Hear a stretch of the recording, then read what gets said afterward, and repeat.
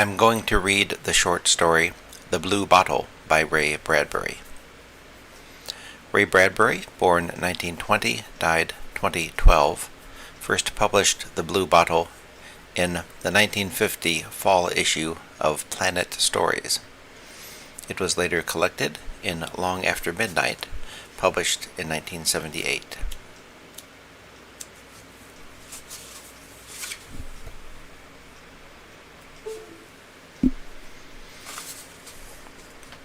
The sundials were tumbled into white pebbles. The birds of the air now flew in ancient skies of rock and sand, buried, their songs stopped. The Dead Sea bottoms were currented with dust, which flooded the land when the wind bade it reenact an old tale of engulfment. The cities were deep laid with granaries of silence, time stored and kept, pools and fountains of quietude and memory. Mars was dead. Then, out of the large stillness, from a great distance, there was an insect sound which grew large among the cinnamon hills and moved in the sun-blazed air until the highway trembled and dust was shook whispering down in the old cities. The sound ceased. In the shimmering silence of midday, Albert Beck and Leonard Craig sat in an ancient land car, eyeing a dead city which did not move under their gaze, but waited for their shout. "Hello!" A crystal tower dropped into soft dusting rain. "You there!" And another tumbled down. And another fell as Beck called, summoning them to death. In shattering flights, stone animals with vast granite wings dived to strike the courtyards and fountains. His cry summoned them like living beasts, and the beasts gave answer, groaned, cracked, leaned up, tilted over, trembling, hesitant, then split the air and swept down with grimaced mouths and empty eyes. With sharp, eternally hungry teeth, suddenly seized out and strewn like shrapnel on the tiles. Beck waited. No more towers fell. "It's safe to go in now." Craig didn't move. "For the same reason?" Beck nodded. "For a damned bottle. I don't understand. Why does everyone want it?" Beck got out of the car. "Those that found it, they never told, they never explained. But it's old as the desert, as the Dead Seas, and it might contain anything. That's what the legend says. And because it could hold anything, well, that stirs a man's hunger." "Yours, not mine," said Craig. His mouth barely moved, his eyes were half shut, faintly amused. He stretched lazily. "I'm just along for the ride. Better watching you than sitting in the heat." Beck had stumbled upon the old land car a month back, before Craig had joined him. It was part of the flotsam of the first industrial invasion of Mars that had ended when the race moved on toward the stars. He had worked on the motor and ran it from city to dead city, through the lands of the idlers and roustabouts, the dreamers and lasers, men caught in the backwash of space, men like himself and Craig, who had never wanted to do much of anything, and had found Mars a fine place to do it in. 5,000 to 10,000 years back, the Martians made the blue bottle, said Beck. Blown from Martian glass, and lost and found again and again. He stared into the wavering heat shimmer of the dead city. All my life, thought Beck, I've done nothing, and nothing inside of nothing. Others, better men, have done big things, gone off to Mercury or Venus or out beyond the system, except me. Not me, but the blue bottle can change all that. He turned and walked away from the silent car. Craig was out, and after him, moving easily along. What is it now, 10 years you've hunted? You twitch when you sleep, wake up in fits, sweat through the days. You want the damn bottle that bad and don't know what's in it. You're a fool, Beck. Shut up, said Beck, kicking a slide of pebbles out of his way. They walked together into the ruined city, over a mosaic of cracked tiles shaped into a stone tapestry of fragile Martian creatures, long-dead beasts which appeared and disappeared as a slight breath of wind stirred the silent dust. Wait, said Beck. He cupped his hands to his mouth and gave a great shout. You there! There, said an echo, and towers fell, fountains and stone pillars folded into themselves. That was the way of those cities. Sometimes towers as beautiful as a symphony would fall at a spoken word. It was like watching a Bach cantata disintegrate before your eyes. A moment later, bones buried in bones. The dust settled, 2 structures remained intact. Beck stepped forward, nodding to his friend. They moved in search. And searching, Craig paused, a faint smile on his lips. In that bottle, he said, is there a little accordion woman, all folded up like one of those tin cups, or like one of those Japanese flowers you put in water and it opens out? I don't need a woman. Maybe you do. Maybe you never had a real woman, a woman who loved you. So secretly, that's what you hope is in it. Craig pursed his mouth. Or maybe, in that bottle, something from your childhood. All in a tiny bundle, a lake, a tree you climbed, green grass, some crayfish. How's that sound?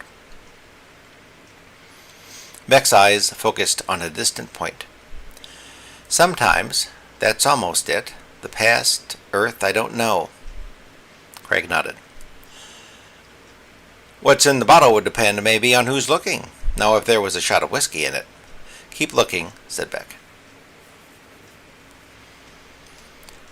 There were 7 rooms filled with glitter and shine from floor to tiered ceiling. There were casks, crocks, magnums, urns, vases, fashioned of red, pink, yellow, violet, and black glass. Beck shattered them, one by one, to eliminate them, to get them out of the way so he would never have to go through them again. Beck finished his room and stood ready to invade the next.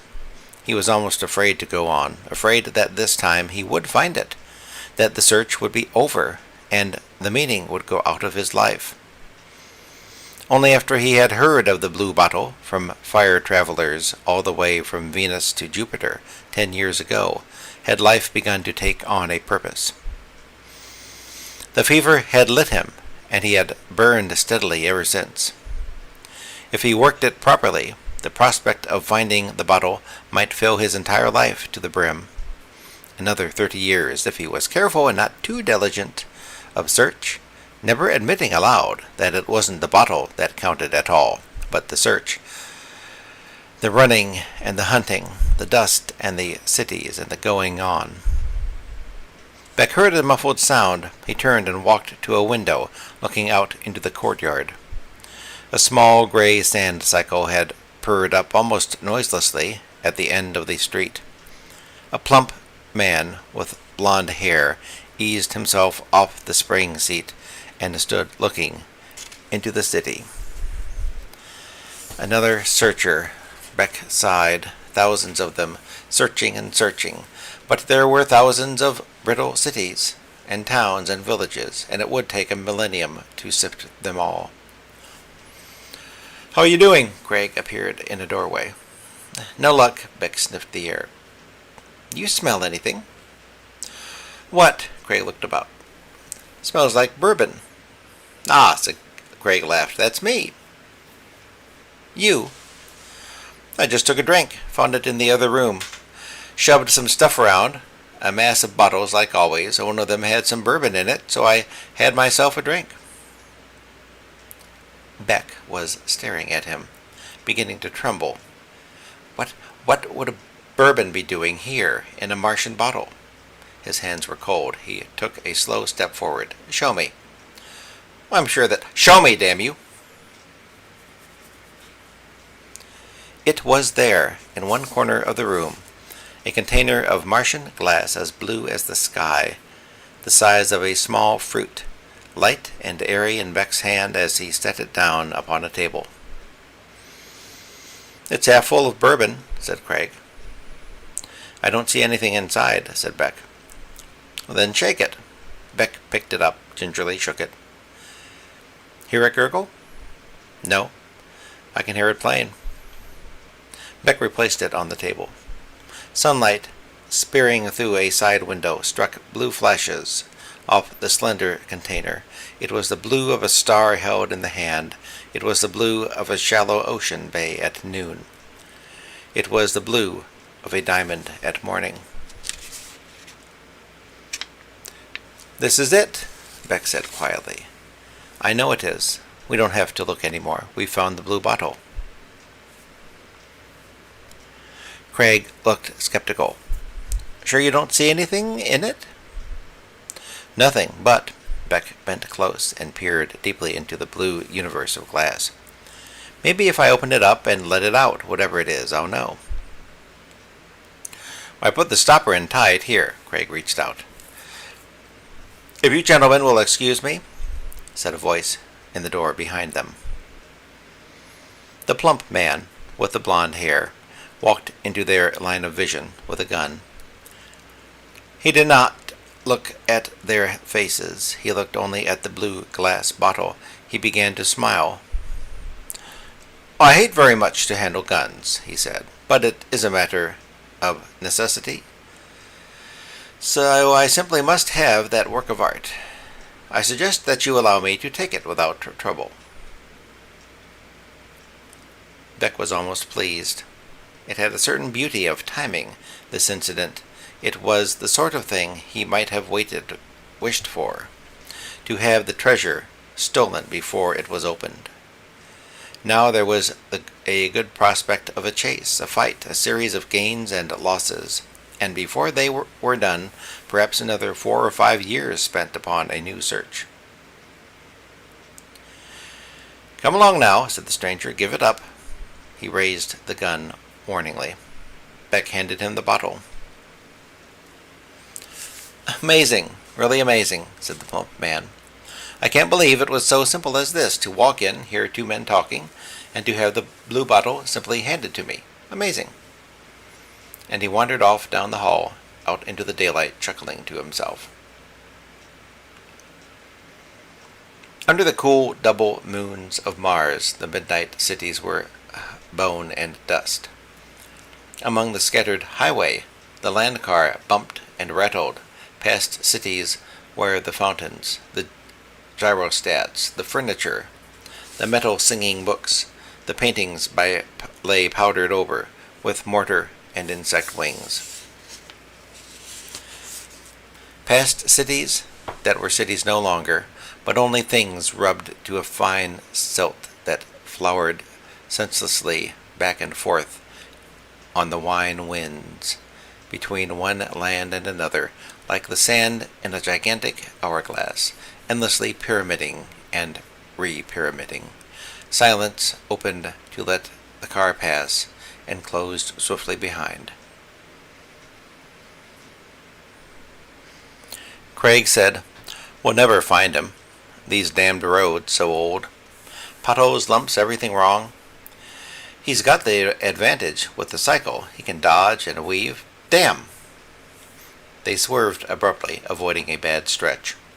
The car moved over the old highway like an eraser, coming upon blind soil, passing over it, dusting it away to reveal the emerald and gold color of ancient Martian mosaics worked into the road surface.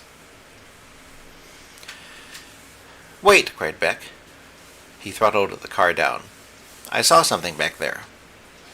Where? They drove back 100 yards. There, you see, it's him. In a ditch by the side of the road, the plump man lay folded over his cycle. He did not move. His eyes were wide, and when Beck flashed a torch down, the eyes burned dully. "Where's the bottle?" asked Craig. Beck jumped into the ditch and picked up the man's gun. "I don't know. Gone." "What killed him?" "I don't know that either." "The cycle looks okay, not an accident." Beck rolled the body over. "No wounds. Looks like he just stopped of his own accord." "Heart attack, maybe," said Craig. Excited over the bottle, he gets down here to hide. Thought he'd be all right, but the attack finished him. That doesn't account for the blue bottle. Someone came along. Lord, you know how many searchers there are. They scanned the darkness around them. Far off in the starred blackness on the blue hills, they saw a dim movement. "Up there," said Beck. "Those men on foot. They must have... My God, look!" Below them in the ditch, the figure of the plump man glowed, began to melt. The eyes took on the aspect of moonstones under a sudden rush of water. The face began to dissolve away into fire. The hair resembled small firecracker strings, lit and sputtering. The body fumed as they watched. The fingers jerked with flame. Then, as if a gigantic hammer had struck a glass statue, the body cracked upward and was gone in a blaze of pink shards, becoming mist as the night breeze carried it across the highway. "They must have done something to him," said Craig. "Those three with a new kind of weapon." "But it's happened before," said Beck. "Men I knew about who had the blue bottle. They vanished, and the bottle passed on to others who vanished." He shook his head. "Looked like a million fireflies when he broke apart." "You going after them?" Beck returned to the car.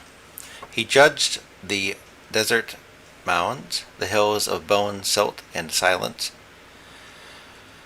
"It'll be a tough job, but I think I can poke the car through after them.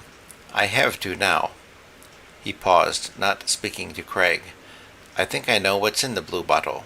Finally, I realize what I want most of all is in there, waiting for me." "Well, I'm not going," said Craig, coming up to the car, where Beck sat in the dark, his hands on his knees. "I'm not going out there with you, chasing 3 armed men. I just want to live, Beck. That bottle means nothing to me. I don't want to risk my skin for it. But I'll wish you luck." "Thanks," said Beck, and he drove away into the dunes.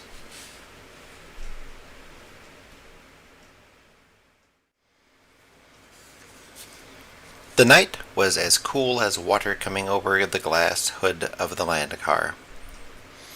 Beck throttled hard over dead river washes and spills of chalked pebble, driving between great cliffs.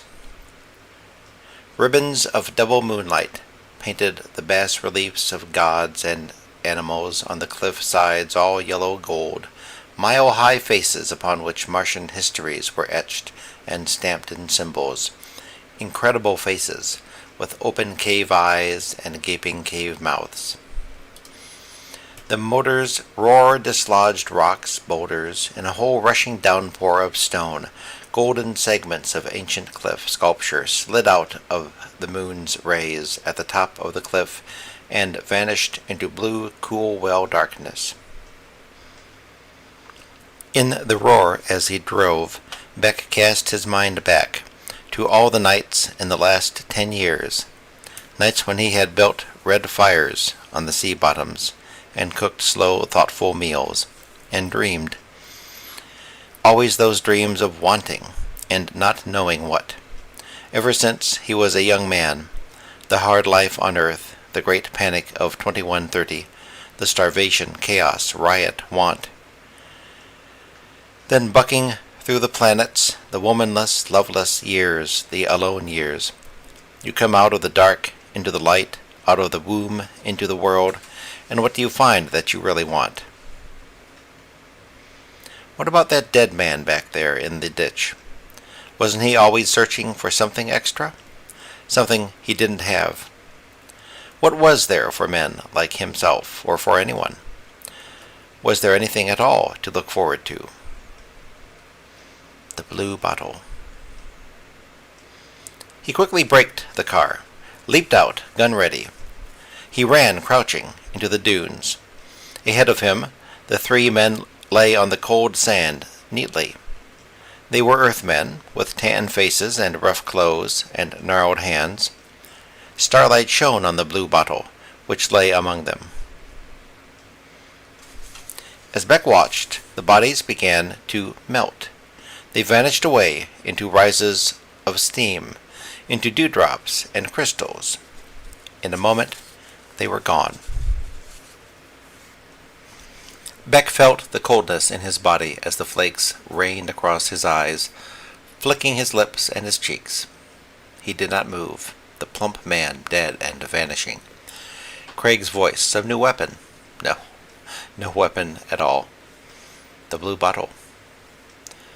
They had opened it to find what they most desired. All of the unhappy, desiring men down the long, lonely years had opened it to find what they most wanted in the planets of the universe. And all had found it, even as had these three. Now it could be understood why the bottle passed on so swiftly from one to another, and the men vanishing behind it. Harvest chaff fluttering on the sand along the dead sea rims, turning to flame and fireflies to mist. Beck picked up the bottle and held it away from himself for a long moment. His eyes shone steadily. His hands trembled. So this is what I've been looking for, he thought. He turned the bottle, and it flashed blue starlight. So this is what all men really want, the secret desire, deep inside, hidden all away where we never guess. The subliminal urge. So this is what each man seeks, through some private guilt or to find. Death. An end to doubt, to torture, to monotony, to want, to loneliness, to fear, an end to everything.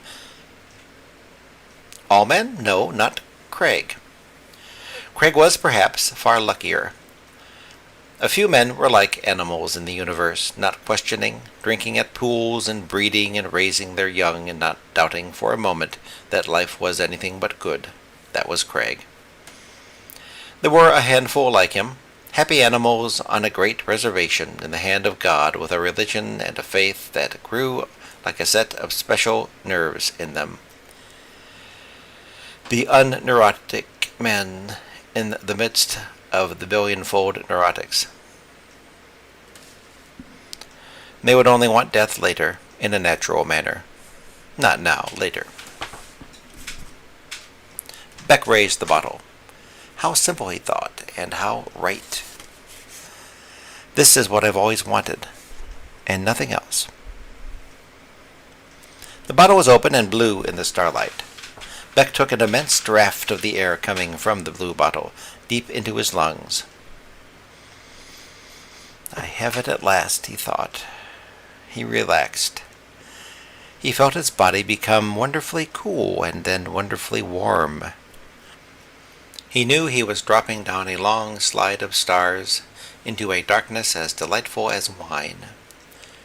He was swimming in blue wine and white wine and red wine.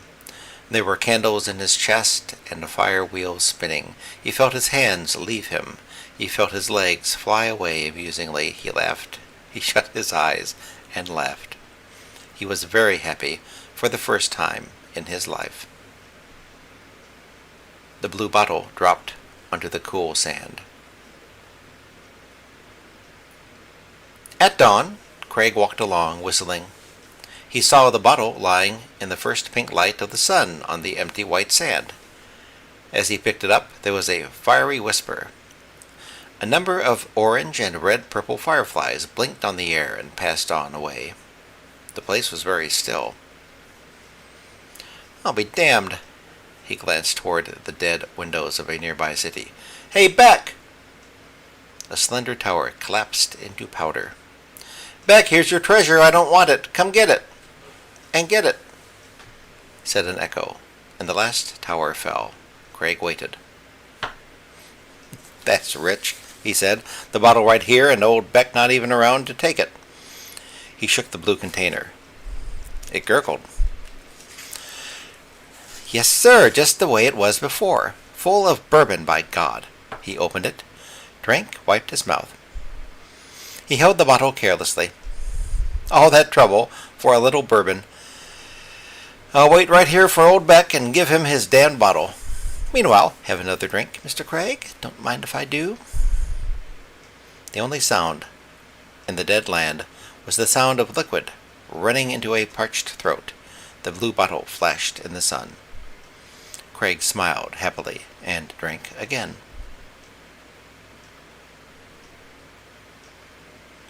That finishes the blue bottle.